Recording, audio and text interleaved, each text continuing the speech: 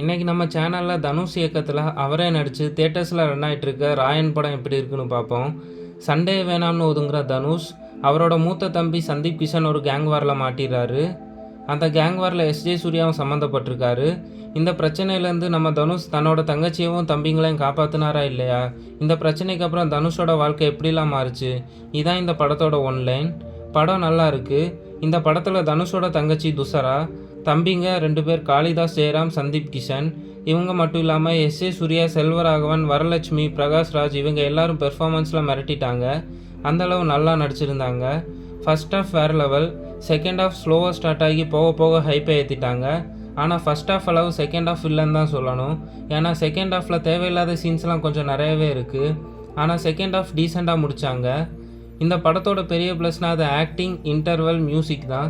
முக்கியமாக interval scene, அசுரன் கிளைமேக்ஸில் வர்ற மாதிரி அமைதியாக இருக்க நம்ம தனுஷ் திடீர்னு அவங்க தம்பிங்களை கூட்டிகிட்டு போய் சண்டைக்கு போயிடுவார். இந்த சீன்ஸ்லாம் நான் நினச்சி கூட பார்க்கல, தாறுமாறாக இருந்துச்சு. அப்புறம் மியூசிக், ராயன் ரம்பிள், அடங்காத அசுரன், அப்புறம் பேக்ரவுண்ட் ஸ்கோர்லலாம் ஏஆர் ரஹ்மான் பின்னிட்டாரு.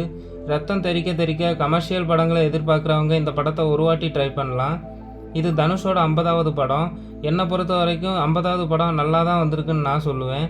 நான் இந்த படத்துக்கு 3.5 ரேட்டிங் கொடுக்குறேன்.